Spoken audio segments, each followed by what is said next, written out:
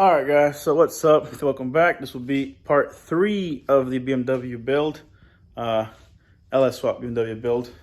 So you guys right there. This thing caught on fire. Unfortunate. So let's fill you guys up. I had some footage of everything I was doing while I was going through the process. I lost it. Well, I lost some of it, and then some of it wasn't that good, so I'm not gonna use it. So rather than that, we're just gonna start from scratch, and I'm gonna just fill you guys up as I go. If you see me scratching myself, I had a bunch of fiberglass on me. I was under the car right now. A bunch of this shit is all over the car on the bottom. Because if you guys know, these BMWs on the bottom, they're just a bunch of like plastic covering. It's almost like carpet. And then I was running this new fuel line because there's my old one. So that one got burnt. But yeah, so I'll fill you guys up on what's going on. All right, boys, so here we have her outside.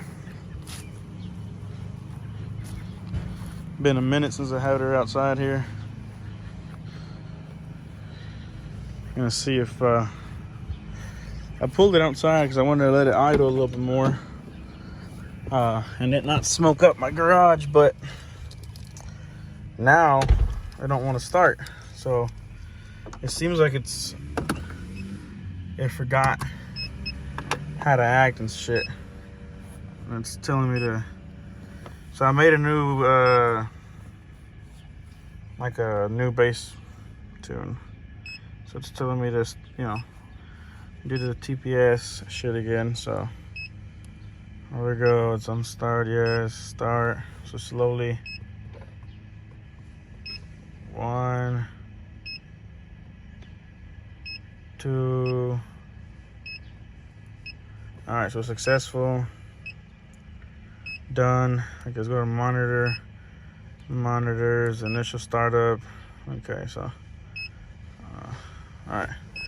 So seems like now she'll turn on.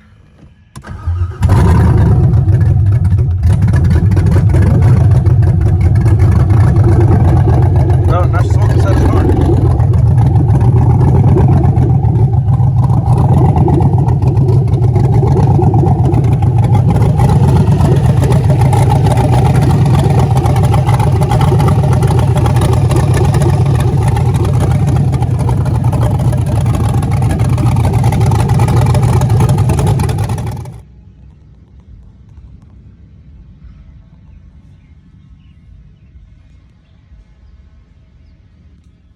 All right, so where to begin? Yeah, this thing caught on fire. It's probably the most recent and the biggest change because it's changed the trajectory of the car. So yeah, I'm not really quite sure why it caught on fire. When I was running this new fuel line, right, I was noticing where I ran the old one. So this is my old one. I guess I'll just show you guys. That's my little 90 right there. That one's from the fuel well, and it ran down. And this is all through under the car. And you can see it was all burnt up and shit. Because the fire was on this side. It's only this side that got messed up. My whole wrap is melted. The side skirt, M3 side skirt, my freaking carbon fiber side skirt extension. It's over here. So yeah, unfortunately that got burnt. Pretty sad. Not 100% sure what it was, but based off kind of how I used to have it running, it wasn't on this side. So like right now I'm running it differently because obviously I noticed something's not too right. Let me see if I can get this light good. Okay, so now I ran it on this side of the steering rack, the steering column. You can see right there, the steering column. These are my headers, and then there's my fuel line. I ran it on this side, and then I'm gonna run it like this, and it's gonna loop. It's gonna go with that 90 into that. Before, yeah, I ain't getting back down there. I'd get back down there. I'd crawl under with that and show you guys kind of where it was running. You just have to take my word for it because I'm already I'm already itching from all that fiberglass. But basically, it's kind of tight, but the very back of this manifold, the way it goes down, maybe you can probably see it better on this side, but you can see that's the bottom part. So on that side, it's really close to that corner, and so that line was running up right beside it. So it could have been just from the heat, and also because I don't have a full exhaust, so all I've got, if it'll focus, right down there, that's about as far as of exhaust I got. Basically, I got open headers. So you can see there's the flange for the 5th Gen Camaro headers, and then I welded that little extension. It's like 3 inches of exhaust pipe down, and that's it. And so from there, eventually I got to weld a crossover tube and whatnot. But for now, that's what it's at. So maybe because it was just dumping, you know, it's right there dumping there. It could have got on fire. It could have caught on fire either the plastics on the bottom or the actual fuel line itself, just from the heat. Because the car was running for about 10-15 minutes. I was letting it idle. I was actually going for the first drive. So yeah, this changed a lot, because now I'm back to, you know, starting all over. I was so close to getting it done. But I'm gonna try to not give up on it. I've gotten this far, you know. So far, the first thing I'm changing is this fuel line, because I know it's messed up. So I got a new fuel line from Evo Energy. This is the kit that I've been buying. It's a -8 AN Pt.3 line, and it comes with a bunch of fittings and stuff like these. So that runs from here, runs to the bottom, and it goes up into the tank. And so it comes out over here on your stock BMW saddle tank. It comes up to there, and this is my straight. This will just do this and loop in there into my radium surge tank. And so I'll explain to you guys more of that, because like I said, that's progress I've made that I didn't really record. But right now we're talking about the fire. And so yeah, so something caught on fire, whatever it was. It started right there. Started with the, you know, the whole side skirt and fuel line and all that plastic under here. And it just got worse, you know. From there, it caught up there. It got my wrap on there, the door, the fender. Basically, this whole side is just, the wrap at least, is just trashed. Obviously, the side skirt's trashed. So I don't know what I'm gonna do with this yet. At least for now, I want to get it back running, get that exhaust fully welded, get this fuel line back on it, get it tuned, get, you know, the swap itself figured out, and then the aesthetics, I'll just focus on it later. Excuse me. But yeah, so they caught on fire. I had to call the firefighters, because I was sitting here with my little water hose trying to turn this thing off. And I guess, you know, the fuel caught on fire, and they just, because for a bit I was actually controlling, like for a little bit I was actually turning it off, and I was starting to calm down. I was like, okay, you know, that was close. And then out of nowhere, just flames came up high as hell, and it just burned everything. They came up pretty high, because you can see got some of my headliner, so it was pretty up. It's pretty up here. And then it started heating up the leather on the door panel, and then, like I said, all this is just toast. You can see the shifter area. So all this is supposed to be nice shiny aluminum, and it's all smoky. Same thing with the radium. The radium was a brand new setup, and it used to be nice and green, and now it's all like nasty and cruddy looking. Same thing because the fire was coming up here. The gas tank itself actually got a little bit of like warpage to it from the heat. But very lucky that I didn't actually end up getting to the gas tank, because the gas tank's full, and that would have been probably pretty bad. That is light. But so yeah, so that's where we're at with the fire. It's kind of what happened. Firefighters came, turned it off, threw a bunch of water everywhere, got my whole interior wet basically. I'm gonna have to pull these seats out and that carpet out, because it's still wet. Other than that, I'm going to probably change my oil just to be on the safe side, because I don't have nothing running on this valve cover right there. And that was just open like that, and they threw some water here too, because the fire was coming up from this little corner. So I feel like some water might have got in there. And just to be on the safe side, not to risk anything, that's the last thing I need. I'm gonna go ahead and change the oil so we can get new oil, make sure there's no water in there at all. But yeah, so last time I left off was probably with, you know, getting the motor in. I think I went over the fuel rails and all that stuff. I don't think I had the Holley. I don't think I had any of my coolant. I don't think I had ran my fuel line or my surge tank or the 450s that I got in there. I don't think I went over any of that. So we'll just start with the fueling. So these are Dash 8 AN billet rails, fuel rails. Came with these nice little fuel gauge. These are 1500 cc snake heater performance injectors. This is, like I said, Evo Energy Dash 8 Pt.3 fuel kit, and it's just a little kit. Comes with this little nice stuff. I got a bunch more fittings. So, you know what I'm saying? It comes with a lot. 45s, 90s, complete 180s, straights, the whole 9 yards. It's a nice setup.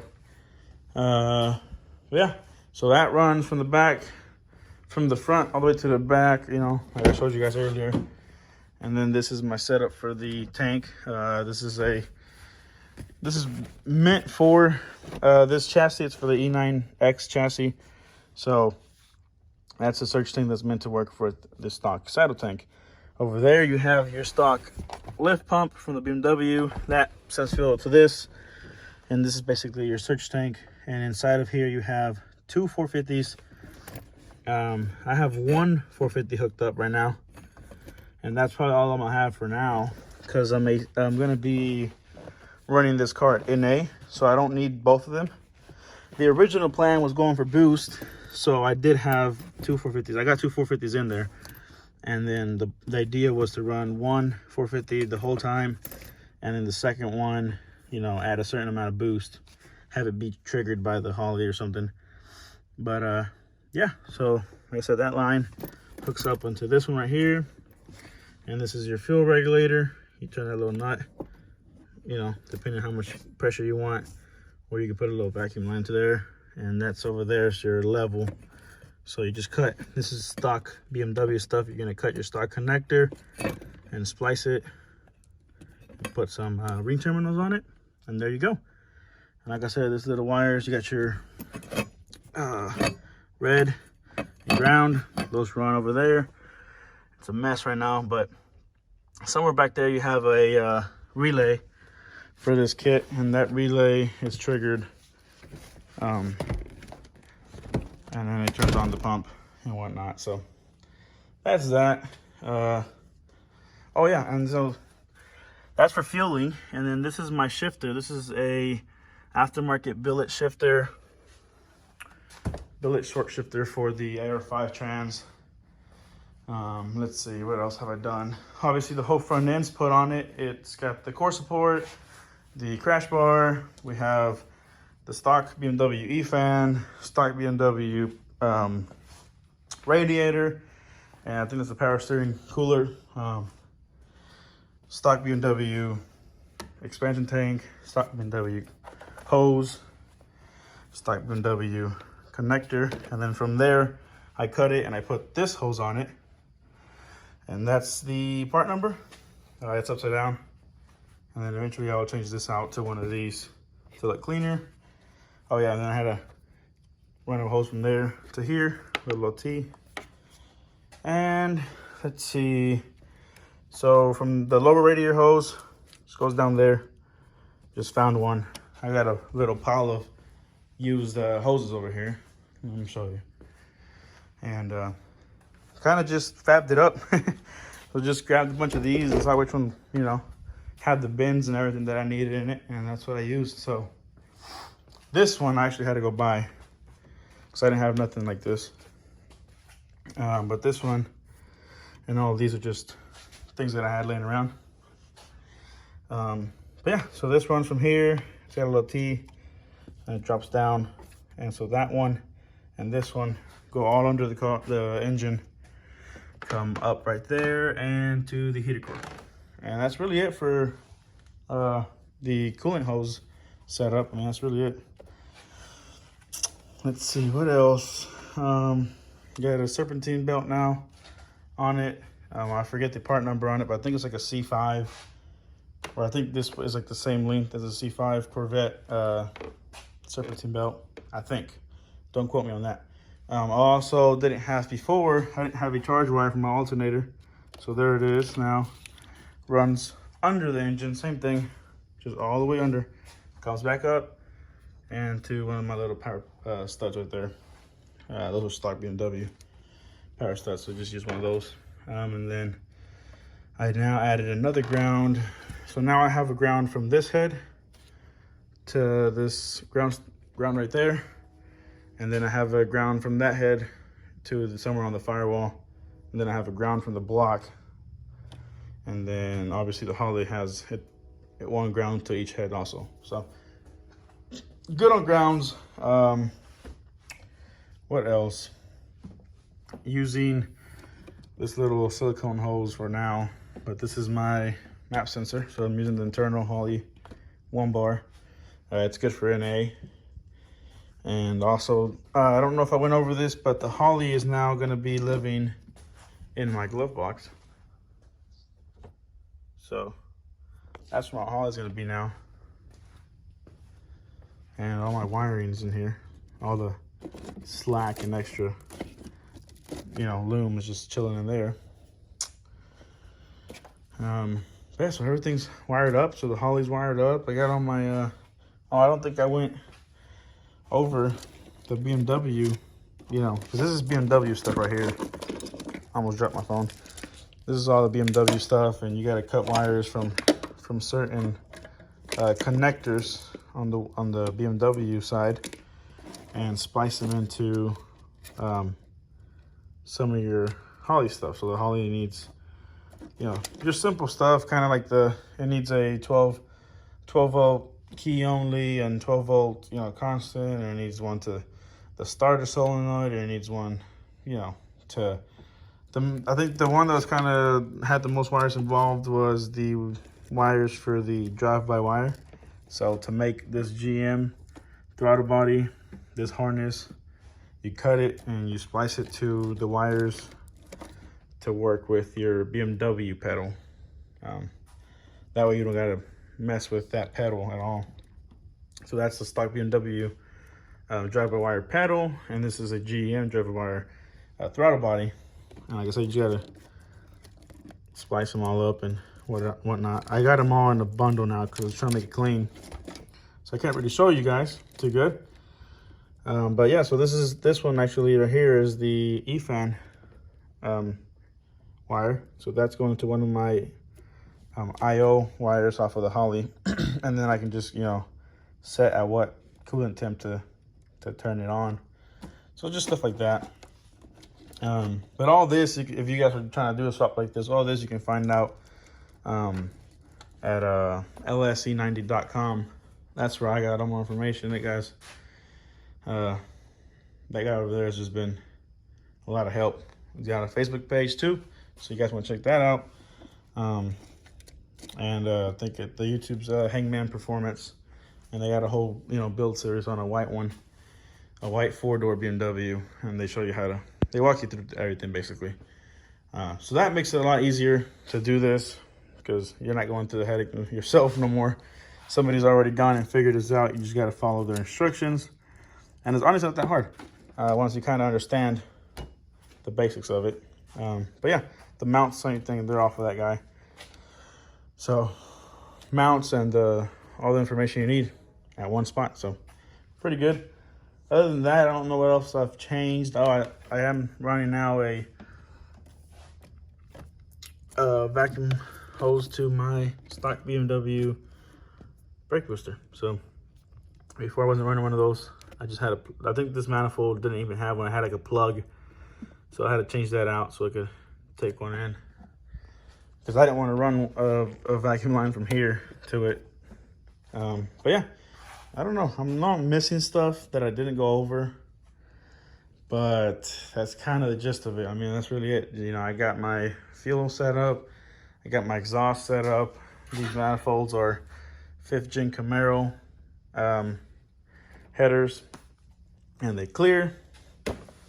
Other than that, I mean, it's just, it is what it is. I cut up my drive shaft. I got my drive shaft. So this is a 2-piece originally on these cars. It's a 2-piece. So that front half, I cut it to length and then adapted it, you know, with a 1350 U-joint set up to go into my AR5 transmission. And that's really it. That's really where we're at. I mean, like I said, I was basically done. And I was gonna go for his first drive, letting the car warm up, and then this shit happened. So hopefully it's not too much work to get it back on the road. I mean, after I get it figured out, I got an intake for it and then tune, and that's really it. Start doing a lot of little fit and finish things. Like eventually, once I know I don't need nothing else from the BMW side, I'll probably start getting rid of all this shit. And then like stuff like this, you know, I still gotta finalize it and tuck it in nicely and, you know, get all my trim back and all this. Look at all that wiring. So still got a long way to go, but we're closer than we used to be when we first started. So that's something. But yeah, guys, so that's where we're at right now for part 3. I know the video got a little longer than I wanted it to, but I missed out on a lot of stuff. I know, you know, I'll try to put some little short clips if I can find them, if they're worth me putting them in, or some pictures of the progress and like the little things I did. But yeah, so there she is. And I guess stay tuned for part 4. Maybe by then I'll have this thing with a new fuel line, and I'll have it, you know, with a full exhaust, and I'll definitely make a video of it running and actually chopping it up, and, you know, maybe have it outside on a nice day and maybe even go for a first drive. I don't know. The car does run, and I have turned it on like 2-3 times, but usually I don't record because I don't even know, like my phone be charging, or I'm just, you know, I'm just too busy looking at something, you know, looking under the car, making sure it's not leaking or whatever. And I just, you know, I'll turn it off real quick because it starts smoking this whole garage up and whatnot. So I haven't really had a chance to record it while it's running, but it does run. So maybe for part 4, you guys will see that. And so yeah, stay tuned. We got my brother's truck still going on. Like I said, y'all guys maybe already seen those videos.